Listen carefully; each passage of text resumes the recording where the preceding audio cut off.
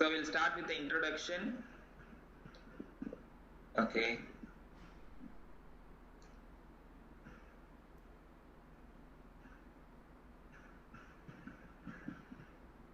Okay, I welcome you to the course on transmission and distribution of electrical energy. In this class, I will introduce you to the course on transmission and distribution. And after the course semester plan is ready, I will upload it in the Blackboard for you. You can watch your Blackboard. I will upload this presentation to the Blackboard at the end of the class for you to study. For the first 4 or 5 classes, we will be following a book called Electrical Machine Drives and Power System by Theodore Wilde. So this is the book that we will be following for the first few classes. And for problems and other stuffs, I will update you with my class notes at the end of each class. So what is power system? Now you all should have known some basics about power system. Now this power system has 3 major divisions. Now what are the 3 major divisions? One is generation, transmission and distribution. Now first of all, what is a system? What do you mean by system? Then we will understand power system. What is a system? System is a connection of components. Connection of components is called a system. Connection of various components, that is called as a system. So what do you mean by power system? Power system means connection of various components related to the power. So that is called as power system. So connection of components. So power system has 3 divisions. What are they? Generation, transmission and distribution. Now this is a block diagram of a power system. So diagram of generation, transmission and distribution. So you can see here there are 3 colors. The black color is generation, the blue color is transmission and the green color is distribution. So what is generation? Now what do you mean by generation? So now here what we are trying to do in this course is we are going to study about how do we generate power, how do we transmit power and how do we distribute power. We are going to understand what do we mean by generation, what do you mean by transmission and what do you mean by distribution. At the end of this presentation, I will answer all the questions because I cannot go there, come back here. So note down your questions on the slide. I will come back and answer all your questions. Please note down whatever questions you have. I will answer at the end of the presentation. So here you have 3 systems. So what are the 3 systems? The black color portion is called as the generating stations or power plants, where we produce power. What we do here, this is the power producing. This is the place where we produce the power. And this is the place that we are in. This is our house. This is our house. This is our house. How does the power that we produce here? We are producing power here and it is reaching to your house. How is the power produced in the generating station reaching your house? It is basically flowing through some transmission lines and then through the distribution lines. These blue color lines are called as transmission lines and these green color lines are called as distribution lines. So there are 3 major portions: generation, transmission and distribution. Now all of you know the unit of voltage is kilovolts or volts. Now the power plants, these are called power plants, produce the voltage at 11 kV or 33 kV. So this is called as medium voltage. The power plants produce power at 11 kV or 33 kV. So this is medium voltage. We cannot go beyond this due to certain factors such as insulation and other stuff. So the power is normally produced at what voltage? Medium voltage. Medium voltage means kilovolts, like this. This is called medium voltage. And then what is happening is it is stepping up. Through a step up transformer, we step up the power from 11 kV to see here 765 kV or 500 kV, 345 kV. This is called high voltage transmission line, HV. This is called as HV. Power is transmitted through high voltage and then it is again stepped down. See here, this is a transformer. These are all called substations. Substations are places where we have the transformer. So in the substation, we step down the voltage to various levels. If you are a big company like Aramco, you will be receiving power at this, you will be receiving voltage at 26 kV or 69 kV. And this is further step down. This is called as a distribution transformer. Roadside or nearby to your building, you will see some transformer. That transformer is called distribution transformer. This is the distribution side, and then in the house we receive the power at 120 volts and 240 volts. So far, let me ask you something. If you have any questions so far, I will check. Did you type someone? Someone have a question so far? Okay, let me check. If someone ask me a question, okay. If you have any doubt, you let me know. So far, whatever I teach you, do you have any doubt? Please type your answer. Yes. Yeah, Fahd, go ahead. I think Fahd Asri, yes. Please type your question in English. Yes, teacher. And I will answer the question. Fahd, are you around? Yes, teacher. Hello? Teacher? Okay. Okay, did you understand so far? Can someone type something? إذا تبغى تتكلم اكتب ما يسمعك. In English will be better. Yeah. Okay. Please type something in English. Yes, no. I want to take the attendance now. All of you are there. Fahd is there. What happened to this guy Fahd? I think he's not around. What happened to Khalid? Is he around or not around? Yes, teacher, I'm here. He will try to type now. Okay. Okay. Khalid, go ahead. Fahd, I don't hear you, Fahd. I have a problem. I'm not able to hear you, but if you type I will answer your doubt. Please type your doubt and I will answer your doubt. Okay. If anyone has a doubt, you type it. At the end of this lecture, at the end of this presentation, I will answer all your doubts. So, we will check with this one. So, these are the three things: generation, transmission and distribution. Now this is a block diagram. So as I told you, see here, this is a generating station. The power is produced. This is the symbol of the load. So we have to be very careful with this. This is called the symbol of load. This is the symbol of load in power system. This is called as load, arrow mark. This is the symbol of generator. This is the symbol of generator. This is the symbol of transformer. These are all symbols. Symbol of transformer. So we are going to divide this generation. This is generation. Then the transmission, we have two regions. One is called primary transmission and then sub-transmission. All these classifications are all based on voltage. All these classifications are all based on the voltage pulse. So based on the voltage level, we classify them as transmission system, sub-transmission system, primary distribution system and secondary distribution system. Now how is it different? So if it is a primary transmission system, the voltage level will be this. In the generating system, I told you it will be 11 kV, 21 kV or 33 kV. Any one of these voltage level, we produce the power. So this is the voltage level. So this is a medium voltage. This is called medium voltage. Then there is a step-up transformer. What is this transformer? This transformer is called step-up transformer. All of you know principle of transformer, correct? So this is a step-up transformer. The voltage is stepped up from any one of these values to any one of these values. So this is called as the primary transmission. Now this is a step-down transformer. This is a step-down transformer. The voltage is stepped down. Voltage is stepped down from 400 kV or 220 kV or 132 kV to 66 kV. So at this voltage level, we call it a sub-transmission system. So these two are transmission system, primary transmission and sub-transmission.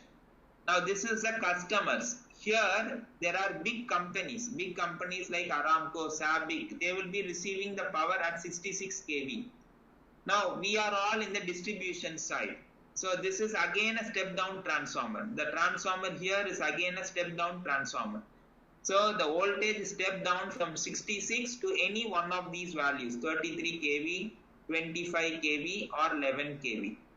and then it is further stepped down to 400 volts, and we receive the voltage, we receive the power in our house in this voltage level, 400 volts, 3-phase, and if it is single phase, it is 230 volts. We are all called small customers.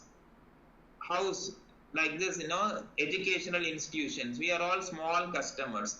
We receive the power at 400 volts. So what you understand is, we produce the power at medium voltage, then we step up the power to high voltage, and then we step down and step down and step down until we reach, this is called low voltage, LV, low voltage level. So based on voltage, we can classify as high voltage, medium voltage and low voltage. So I'll explain you this one. So the power is produced at medium voltage in the generating station. It is stepped up, transmitted at very high voltage. Again it is stepped down and it enters the distribution side. Again it is stepped down. Then we receive in our house. So this is how our power is produced, transmitted and received. So power is produced here. Power is produced in the generating stations. It is transmitted and then we receive at the house. These are all the small customers. Now what is a grid? The interconnected transmission system of a state or a region is called as a grid. I will explain the grid later. I have another slide for this. So far let me check whether you have any doubt. Okay. Do you have any doubt so far, Shabab? You can type your question now. So far, whatever I have typed in, if you have a doubt, please type in. I am recording the session and I will share this with you. If I am able to download this recording, I will be able to share this. I will share the PowerPoint presentation with you. After the class, I will upload it to the Blackboard. Therefore, you could download it from there. Okay. If you have no questions, let me continue with this. You have any question? I found someone typing. Okay. We are okay up to now. Very good, Asen. Thank you. Anybody else? If you have any question or something. Okay. So basically, this is what is happening. So now I gave you. Yeah, Mustafa, go ahead. Type your question, Mustafa. You can type in your question. Yeah, I told you many times. Abdul Rahman, I will definitely upload the slide to the Blackboard. After the class is over, you go to the Blackboard, you find the course content. I will upload it to the course content. You can download this file. Yeah, I am recording the session. If the recording is available, if I am able to download, I will share it with you. So I am recording this session now. So I will download it with you. I will download and share the link with you. Sometimes I'm not able to download. The Blackboard has a problem. If there is no problem, if I'm able to download, I will definitely share this presentation with you. Okay, now I'll continue with the class. Now we are going to discuss three things. First, we are going to start with generation. I'm going to introduce you how the power is generated, and then we will discuss transmission and then distribution. So this course is divided into three parts. First 5 weeks or first 4 or 5 weeks we will be discussing about generation. Then for the other 5 or 6 weeks we will be discussing about transmission, and the last few weeks we will be discussing about distribution. So this is how the course is organized. So generation, transmission and distribution. So before midterm we will be concentrating on generation. So here we have a power plant. What do you mean by power plant? Power plant is a facility where we produce or generate electrical power. Now, you can use various type of power plant or various technology to produce power. If you use nuclear energy, then that power station is called nuclear power station. If you use coal, oil, gas, and if you use the heat energy and convert it to mechanical and then to electrical energy, then it is called thermal power plant. So this is what we are using in Kingdom. So in Kingdom, most of the power is thermal power plant. Then we have hydro. If we use the hydro energy and then if you produce power, then that is called as hydro power stations. So these three power stations which I am going to take now, these three power stations are conventional power sources. What do you mean by conventional? We have been producing power for a long time using these nuclear power station, thermal power station and hydro power station. Now all of you know Vision 2030 of the kingdom. What is Vision 2030 of the kingdom? According to the Vision 2030, we are moving from thermal power station and we have to incorporate renewable energy into the grid. So what do you mean by renewable energy? If you produce power from wind, if you produce power from solar, if you produce power from biomass, and these are all called renewable sources of energy. Now what is the difference between these three sources? What is the difference between wind, solar, biomass and nuclear and thermal power plants? What is the difference? The difference is, see, this power plant can work until the oil is available. If you have availability of oil, the oil will be available for next 50 years or 60 years. After that, we don't know what will happen to oil. So this is the problem. But this wind power, solar power, as long as the earth is there, you will have access to this power. So this is one of the advantages of renewable sources of power. Here, the source of power means here oil, gas. This is called the source of power. So these are all, after some years, maybe they will extinguish. So we don't have access to them. Therefore, we will not be able to produce power using these sources. So, and can you see the smoke coming out? This is very important. Can you see the smoke coming out here? This is called smoke. So what you understand is these sources, nuclear power plant and thermal power plant, pollute the atmosphere. While they produce power, they will produce smoke. And the smoke will pollute the atmosphere. Whereas wind power, solar power and biomass, you can see that there is no smoke.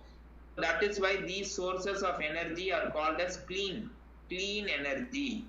These are all called clean or renewable sources of energy. Why are they called clean energy? Because they don't produce any smoke.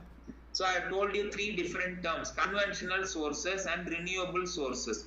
So renewable sources are solar, wind and biomass. Conventional sources are thermal, nuclear power plant, all belong to conventional sources.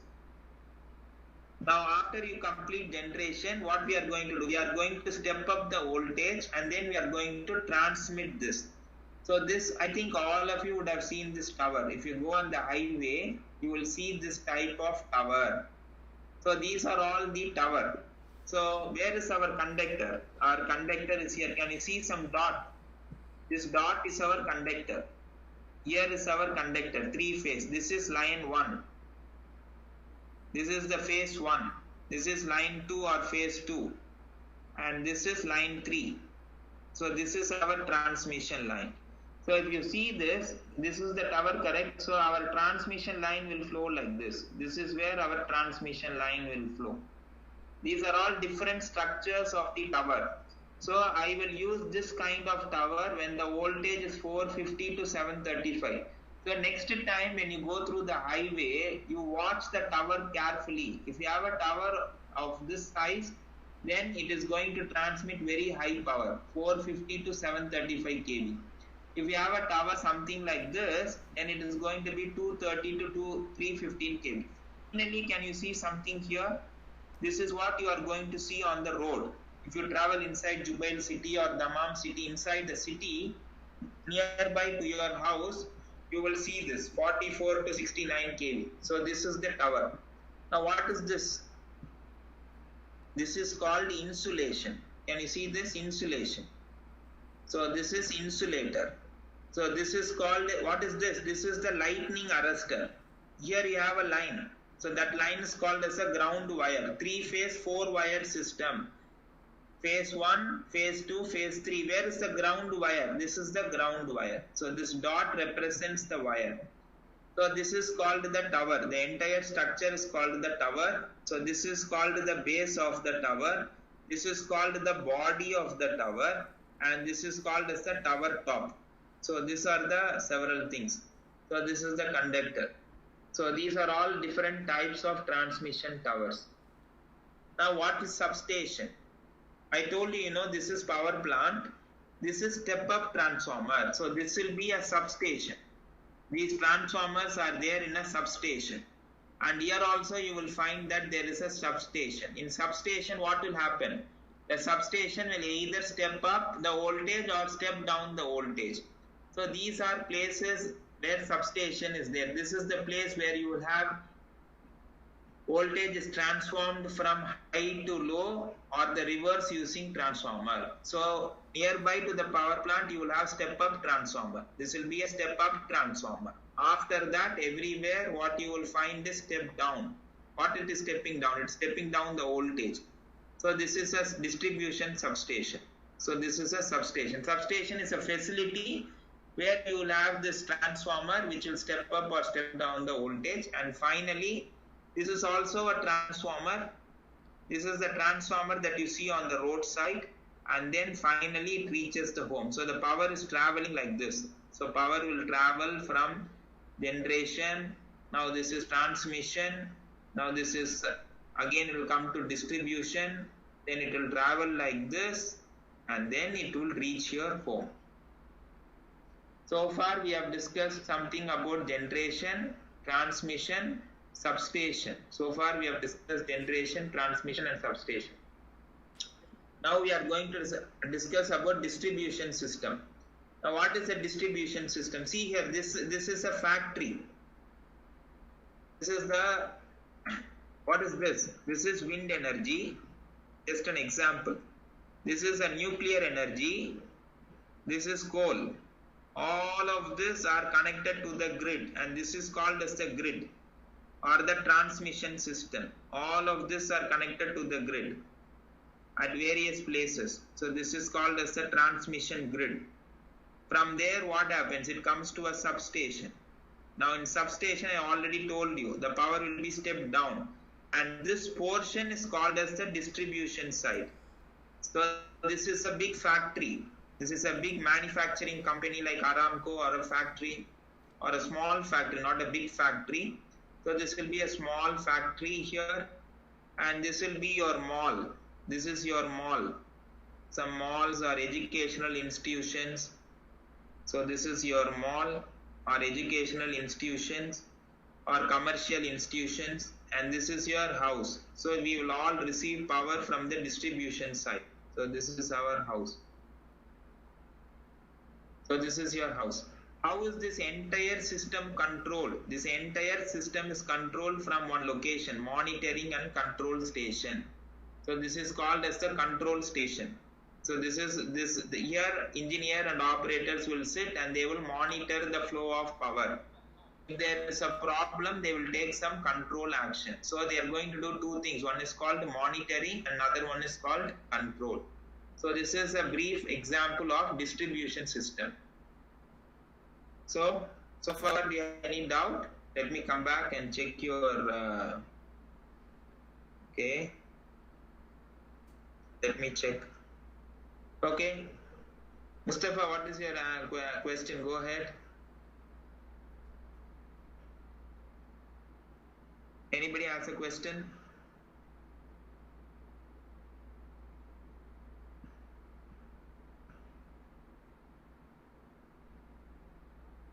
Guys, are you there or not? Okay. What about others? Okay. If you have a question, type your question. Okay. Very good. Okay. Very good. Okay. So we will continue with this. So today's class I will just introduce. And then from next class we will start solving problems. So while you come for next class, bring a calculator. I'm going to solve problems. Next class we will be solving some problems. So take a calculator and come. Take calculator and come for next class. Now this class I will continue and I will complete the slide and then I leave you. Oh, very good. Now Shabab, now the latest technology is something called a smart grid. Now I was discussing to you a grid. A grid is an interconnected system. Interconnected system is called as a grid. In future, we all will see something called as a smart grid. Now, what do you mean by smart grid? Smart grid means now we are using the technology, advancement of technology, communication and the information technology will be integrated into the power sector. So if you do that, then the system becomes smart. Smart means we can communicate easily with the utility. Now what do you mean by utility? SECO is called as a utility. Now we have to communicate with the utility. We can do it easily through mobile phone or some technology. So the grid will become smart. It can take decision by itself. So these kind of technology, we are going to use it in future. Anyway, this is not in our course. Just for your understanding that you should know what you mean by smart grid. In smart grid, we are going to have sensors. There are going to be many sensors, and this sensor will monitor the system, and if there are any problem, they will report to the control automatically. You need not do anything. Everything is automatic, and the control action will be taken by the control center immediately. So here you see wind farms. This is our office. On top of the office, you see solar panels, and this is called the battery. This is the storage. So in the morning time, we can work, and the night time, the energy is stored for us, and we can use it. So this type of architecture, we will use it in the future. So this is called as a smart grid. Now with this we complete the introduction. Now we are moving to the first topic in the course. After introduction, the first topic in the course is a demand of an electrical system. Economic aspects. Now Shabab, listen. Now this course, why we are studying this course is basically because of this. We can generate power. We can generate power, we can transmit power, very good, we can transmit power, and we can distribute the power. This we can do. But how we have to do this is, we have to take into account two important things. Up to end of the course, this will be very, very important. We have to do this economically. Economically, we have to generate, transmit, and so economically we have to do this. That is why we are studying this course. Economically we have to do. With the least cost, we have to generate power, transmit power, and distribute power. So economically we have to do generation, transmission, and distribution. Other one is we have to do it reliably. What do you mean by reliably? Reliably means the power should be available to the customers 24 hours a day without any interruption. So this is called as reliably we have to supply the power. And third one is we have to make sure that we do not pollute the atmosphere. We do not pollute the atmosphere. So we have to take into account all these things. So basically in this course we will be concentrating on economic aspects and reliable aspects. So that is why we are studying the course. Why we are studying the course? Yes, we can generate, transmit, and distribute in many possible ways. But we have to find out one way which will be very economical and reliable to the consumers. So that is the main idea that we are going to study the course. Now, for example, our college is located in Mumbai city. So what are the features of this city? The features of the city is it is one of the largest industrial city. It has very good infrastructure. It has uninterrupted water and power supply throughout the day. It has telecommunication. Telecommunication means this mobile phone communication. Excellent transportation system, very good educational and very good health care, medical facility, and world-class business centers and malls. Now, if you have a very big city like our Jubail city, what you need? All these establishments need what? Power. We need reliable power supply. So the city like Jubail, electricity plays a vital role. So if you have to maintain all these infrastructure, if you have to do this, all these things, we need electricity. So this is the main idea. Now what do you mean by load? Now we are going to classify the load. Now if I say domestic load, whatever appliances you use in your house, that is called as domestic load, like AC, TV, fridge, water, heater, light. All these things are called domestic loads. And there are commercial loads. What do you mean by commercial loads? You go to the mall, you see some shop, restaurant, hotels. All these loads are called as commercial loads. Then we have street and park lighting. If you go on the road on night time, you see some lighting. So this is also an electrical load. And then we have industrial load. Industrial load means load in industry. So this is called the industrial load. Someone is having a question. Yeah. Is someone having a question? I saw some message coming up. Yeah. Is there any problem? Can you hear me? Yes. Please type in English, Amar and Ali. I'm not able to read Arabic, so I'll be happy if you type it in English. Do you have anything? Far, yes. Can you type it in English? Okay. Yeah, please turn off your mic. If you are not, no, I'll be happy if you turn off your mic. Otherwise, it will disturb others. So please turn off your mic. Okay, anything else? Okay. If you want to type something, please type it in English. Okay. Okay. Now listen to the class. Okay. Okay, I think I was discussing about Jubail Industrial City. So in this city, we have a lot of infrastructure, and all these infrastructure requires electricity. So what you have to do is, if you have to maintain the city in a very good manner, we need good electric supply, good reliable electric supply. So now what are the loads in this Jubail city? What do we have? We have domestic loads. Domestic load means our house. Commercial load means like hotels, restaurants. Now these are all commercial loads. Street, park and lighting. Street and park lighting means you have park, correct? So this is lighting. Street lights. When you go in the car in the night time, you will find some light. So we have to produce electrical power and supply this light. And then industry. Industry means Aramco. This is a big industrial city, correct? There are many industries around. We have to produce the power and supply to them. Now, what is the problem with this load is they keep on varying throughout the day and night. It is never constant. Now this load will never be constant. Each and every second this load will be changing. So these loads will change. Now in order to meet the load, we have to schedule the generating units. What do you mean by scheduling the generating units? There are many generating units, generators. We have to turn on and turn off certain generators according to the changes in the load. If the load is more, I have to turn on a new generator. If the load is less, I have to turn off the generator. So I have to control the generator. That is called scheduling the generator depending on the load. So in order to efficiently schedule the generating units, the load pattern has to be known.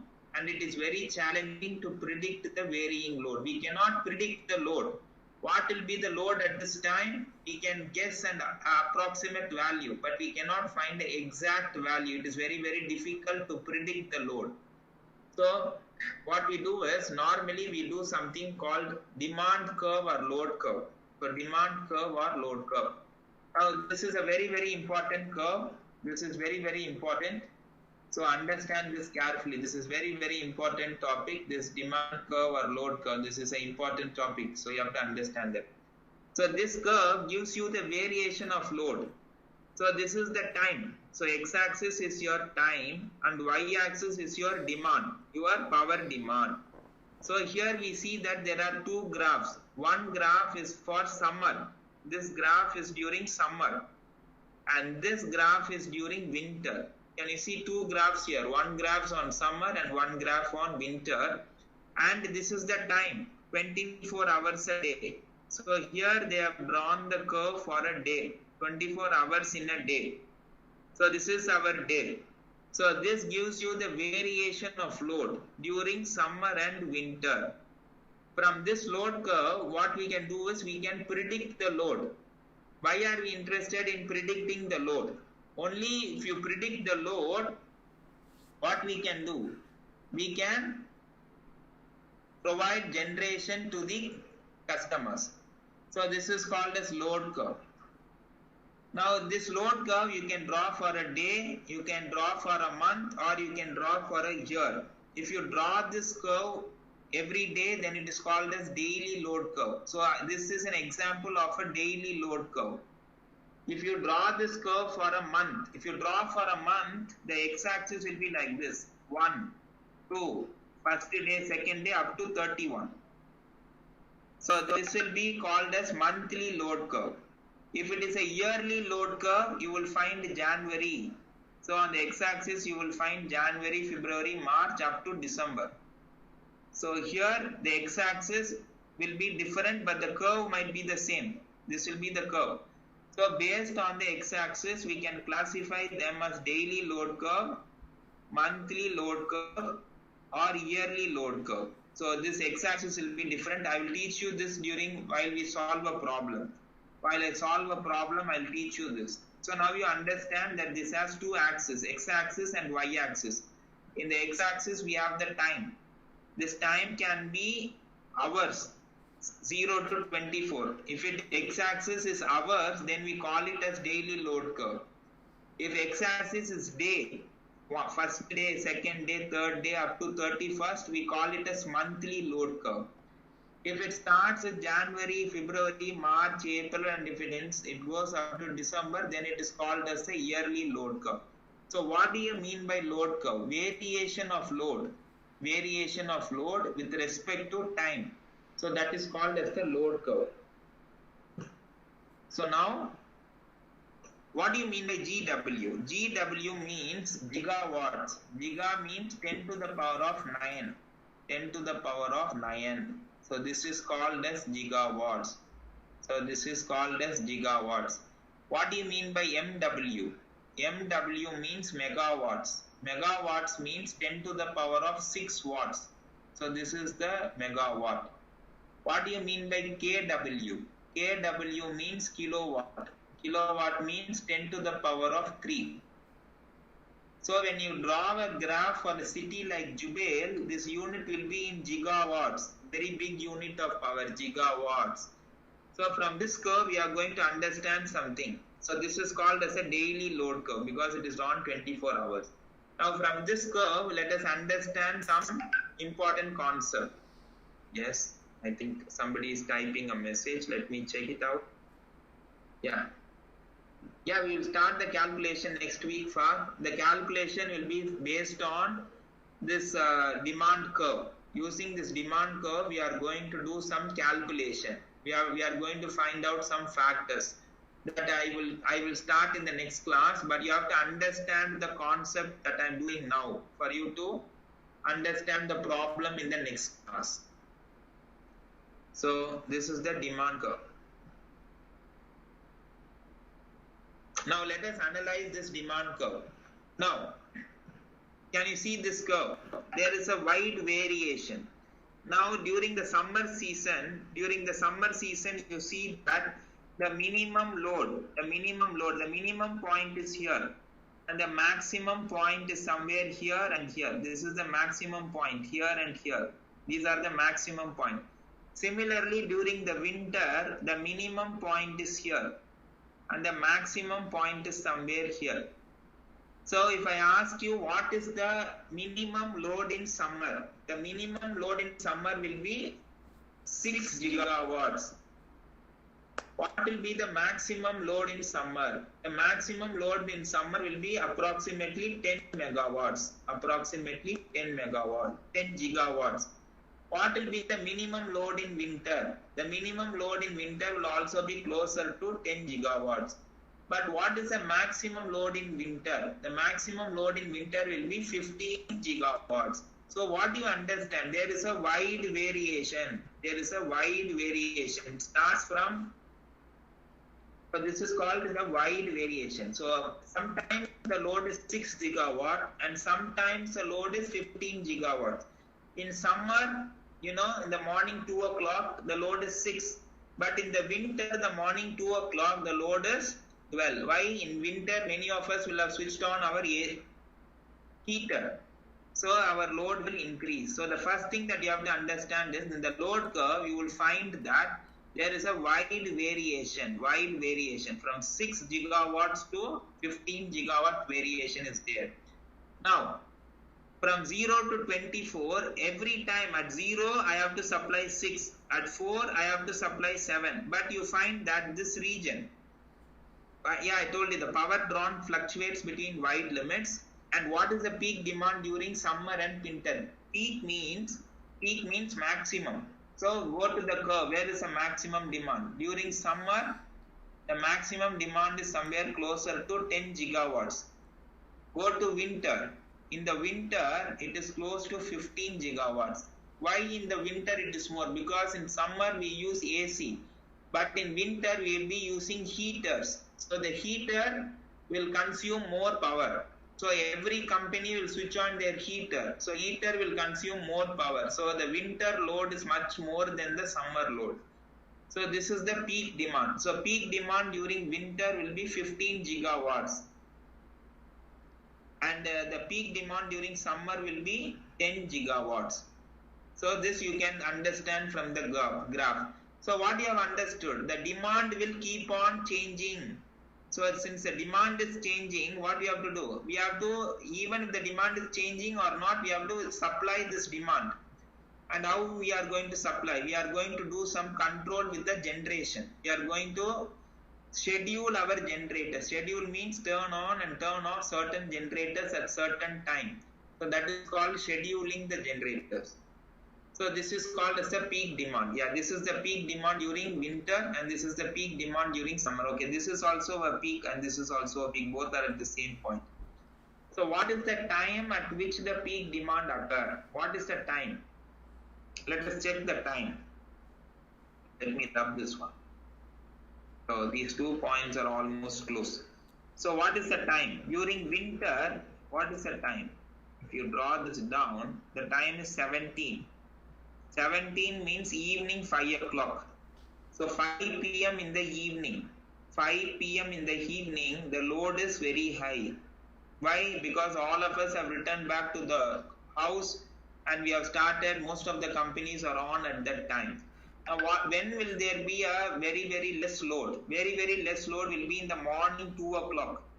If you see in the morning 2 o'clock, most of the educational institution, malls, everything is closed. So the demand will come down. So in the morning 2 o'clock, the demand is very less. But evening 5 o'clock, the demand is very high. So this is the idea. Is there a seasonal variation? This is a very good question. Is there a seasonal variation? What do you mean by seasonal variation? During summer and winter, will the curve is remaining the same or different? We see two different curves. So during summer, the load is less. And during winter, the load is more. So seasonal variation means summer and winter, what happens to the load? Is it the same or different? So, and obviously, yes. The answer to this question is yes. Yes, there is a seasonal variation. Yes, there is a seasonal variation during winter and summer.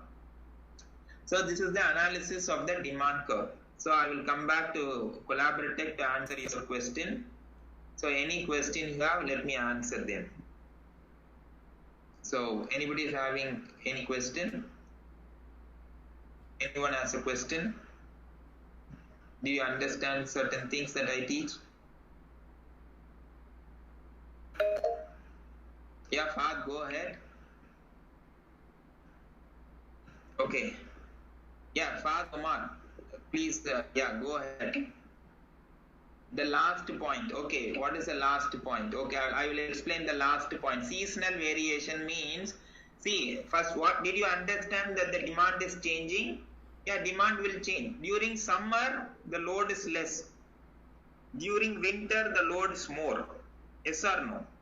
That is called the seasonal variation. If during summer and winter, you get the same curve, it is easy for planning. But now you cannot plan. For summer, we should have a different plan. And for winter, we should have a different plan. So that is why this is called seasonal variation. No. The change in load according to the season is called seasonal variation. How is the load changing during summer? And how is the load changing during winter? And this is called a seasonal variation. The load we will be using during summer and winter, but is the load same or different? The load is different. So that is called as seasonal variation. Am I clear? Yeah, Ali. Yeah. Very good. So you understand certain things, very good. So let me again go back and continue. Okay.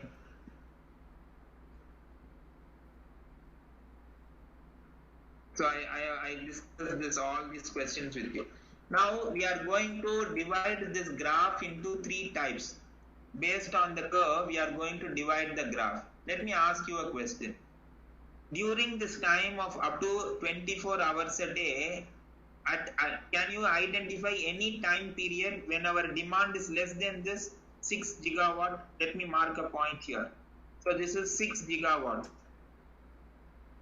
To find that at no point from 0 to 24, our load is always greater than 6 gigawatts. That is why this is called the lowest point in the graph.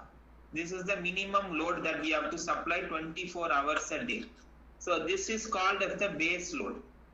So this particular region, this blue color region, the brown color region that we have to supply power 24 hours a day, that is called as base load, which we have to supply 24 hours a day. Now, this is called the green color portion. Only evening 5 o'clock, 4 o'clock to 5 o'clock, I have to supply this portion. And that is called as the peak load. This peak load we have to supply only for 1% or 0.1% of the time. Now what about this blue color region? In between this green and this brown color region, we find the blue color region. That is called as an intermediate load. So based on this load curve, we are dividing the portion into 3. I am dividing the graph into 3 regions. One is called as the base load, this brown color region. And this is called as the intermediate load, and this particular green color portion is called as the peak load.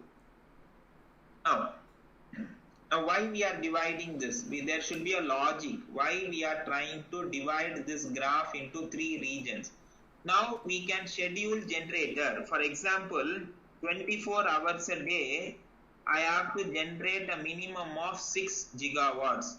My minimum power is 6 gigawatts. At any point of time, my power does not go below 6. At any point of time, my power does not go below 6. So if I use a generator, so let us assume that I have 3 generators. And now I am going to supply this load using 3 generators, just for you to understand. G1, G2, G3. I am going to use 3 generators to supply this load of Jubail City. Let us assume that it is a load of Jubail City, and I am going to use 3 generators to supply this load. Now if you take this generator 1, its rating is, for example, 6 gigawatts, and this is the rating of the generator. And I will use this generator as a base load. So I will use this generator to supply this region. So this generator G1 will be on 24 hours a day.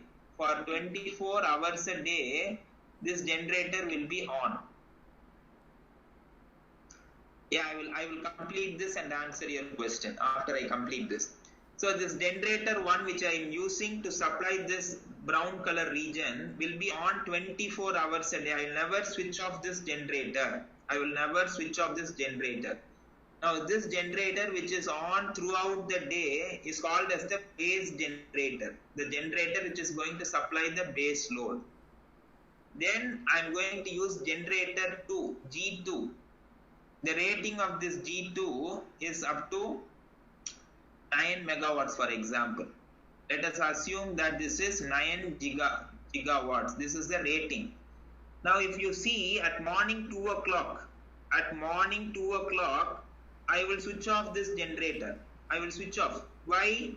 At morning 2 o'clock, my load is only 6 gigawatt, which will be supplied by generator 1. If you see morning 8 o'clock or 9 o'clock, my load is 9 gigawatts. So I will switch on the generator but this generator will not supply 9 gigawatts, it will supply only 3 gigawatts. At morning 9 o'clock, I will make the generator supply only 3 gigawatts. Why? Because 6 plus 3 is 9. 6 plus 3 is 9. At morning 12 o'clock, this generator will keep on supplying 6. I don't vary this, but I vary this generator to supply. Now the load is 10 gigawatts, so I will increase it. I will increase the 3 to 4. So I will keep on changing this generator according to the changes in the load. Now what happens to generator G3? So I have discussed G1, I have discussed G2. G2 I will keep on changing according to the changes in the load. What is going to happen to G3? G3, I will switch on G3 only at the 5 o'clock. So 23 hours it will be off. 23 hours a day, this generator will be off. I will not use this generator at all. I will not use this generator. For 23 hours a day, this generator will be off. Only 1 hour, evening 4 o'clock to 5 o'clock, I will on this generator. So this generator, which is used to supply this green color region, is called as the peak load generator. So this is called as peak load generator. So G1, which is on 24 hours a day, is called the base load generator. This G3, which supplies only the peak load, 24 hours a day, 23 hours a day it is off. Only in the evening time it is on. So this G3 is called peak load. And this G2, which is, I keep on changing. Sometimes it is off, sometimes it is on. It keeps on changing. We do not use it at 9 megawatts. We keep on changing it depending on the variation in load. And that is called as the intermediate load. Now this is called as scheduling. This is called as scheduling. The word scheduling means when should I turn on and turn off the generator. And this is called as scheduling. This is called scheduling. So I think I completed let me check. Did you have a question? So I will come to Blackboard and I will check. Okay, anybody has a question, you ask me. Yes, go ahead. In this curve, did you understand this G1, G2, G3? Yes or no? There are 3 generators supplying the load of Jubil City. So one generator which is on 24 hours a day is called the base generator. I don't turn off the generator. That generator which is used for 24 hours a day is called the base generator. And there is one generator which I use from evening 4 o'clock to 5 o'clock. Only 1 hour I am going to use that generator. What is that generator? That is called as a peak generator, peak load generator. And there is a generator G2. Yeah, G3 will generate only 2 megawatts or 3 megawatts. It will not generate much. No, Ali, in generator G1 will work 24 hours during winter and summer. G1 during winter and summer it will work for 24 hours a day with 10 gigawatts. Even during the winter, the base load is more than 6 gigawatts. So G1 24 hours a day, 365 days a year, this will always be on. So that kind of generator, that is why it is called base load. 100% of time I have to make this generator on. So this generator is called as the base load. Any question here? Any other student, if you have a question? Any other student? What about G2? Very good. Abdullah, what happens to G2 is morning 2 o'clock G2 will be off. Morning 2 o'clock G2 will be off. Why? Morning 2 o'clock the load is only 6 megawatts and the base generator will supply. But morning 9 o'clock the load is 9 megawatts. Base generator G1 will supply 6 megawatts. What happens to G2? G2 will be on, but it will supply only 3 megawatts. You got the point? So G2 will be on, but we keep on varying the output of G2 to match the load. According to the load, we will match the generation. When the load varies, we will change the value of generation.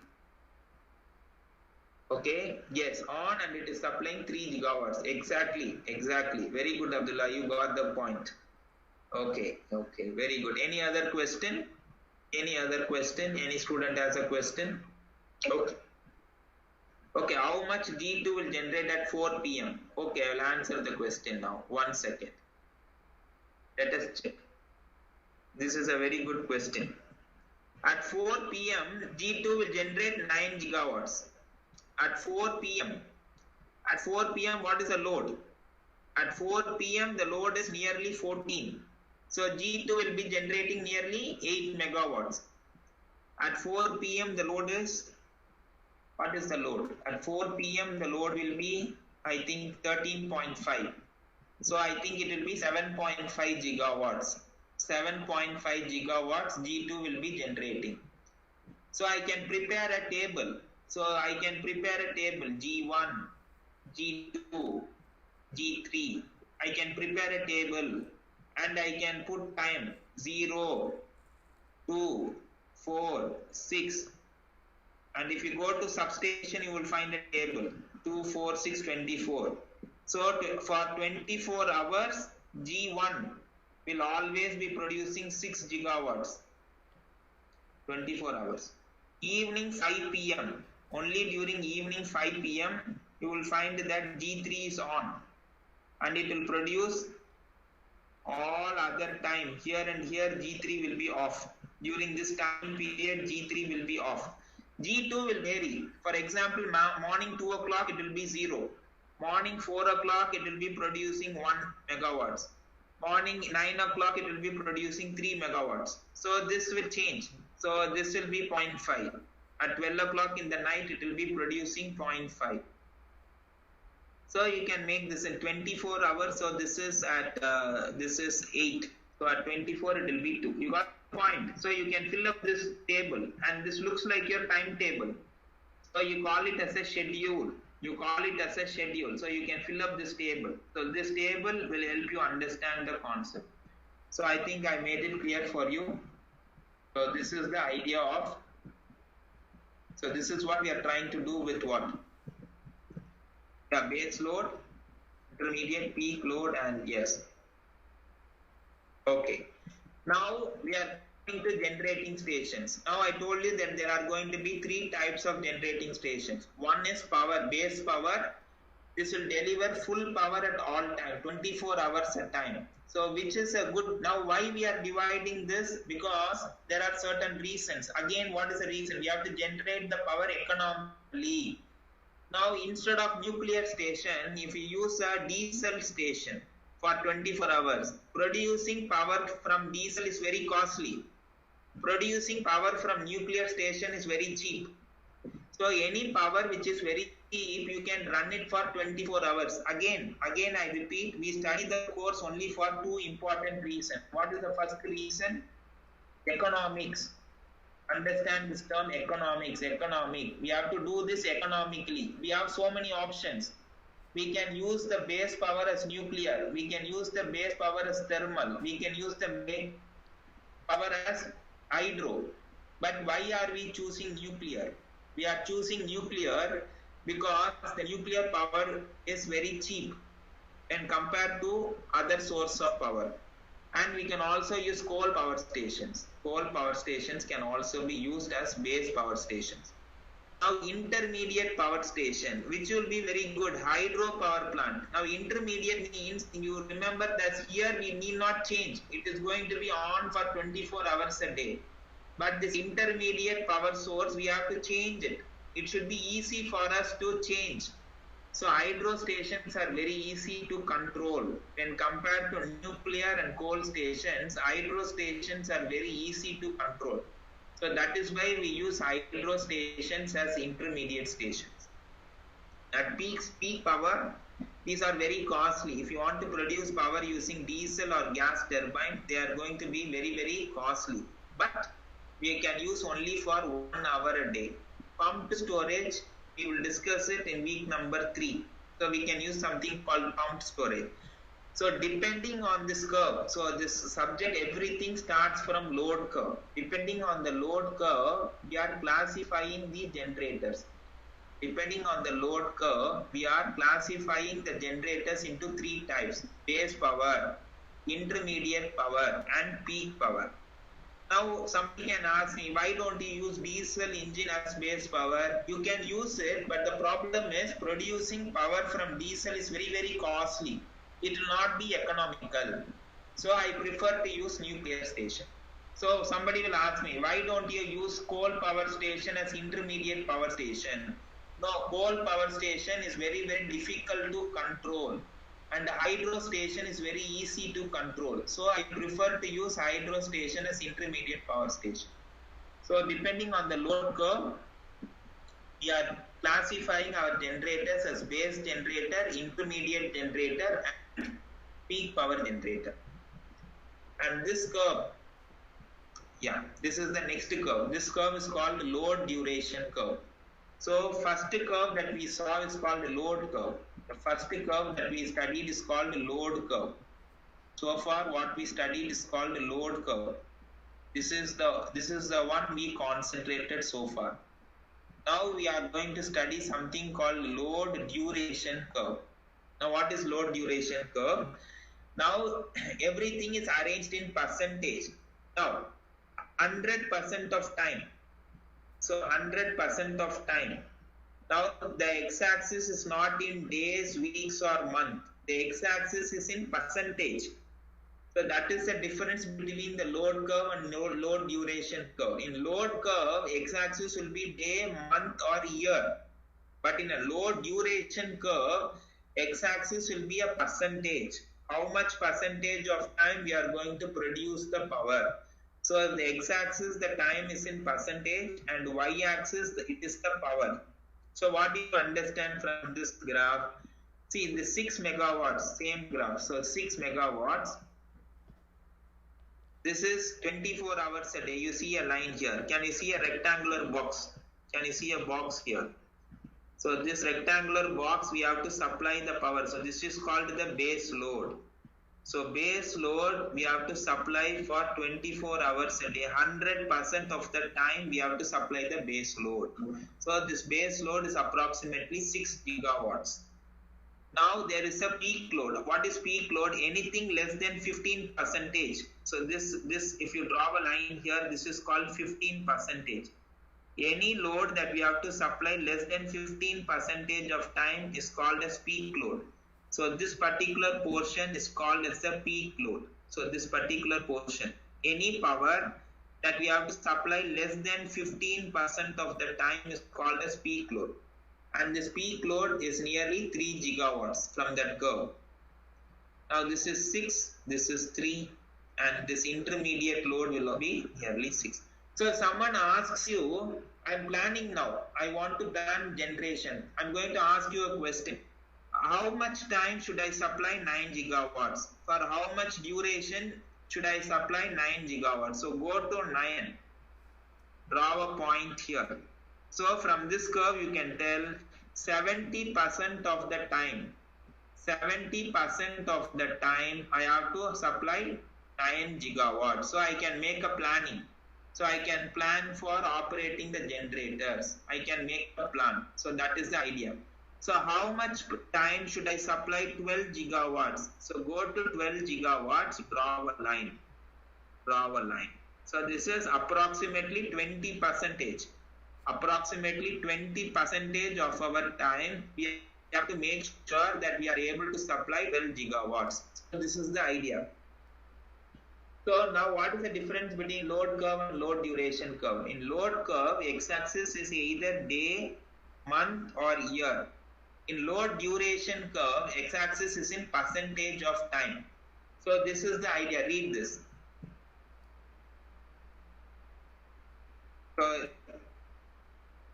in load duration curve, the demand data is rearranged in descending order of the magnitude. The time axis is in percentage of time. Next class, if you have a graph sheet, please bring a graph sheet. I will ask you to draw load curve and also load duration curve. So don't worry. Next class, we will take up some data and we will draw a graph. Then you will understand, you will be able to draw a load curve and load duration curve. So wait till the next class and then you will understand what is the difference between load curve and load duration curve. So this is my reference. So this is the book that we are going to follow. For the first few classes, we will be following this book. After, for generation, for transmission, we will be following this book. For transmission, we will be following this. So these are all the websites that I referred to prepare this slide. So I'll share the slide with you as well. So now you can ask some question. If you have a question, yeah, you can ask now. So this is the end of the class. If you have a question, please type it here.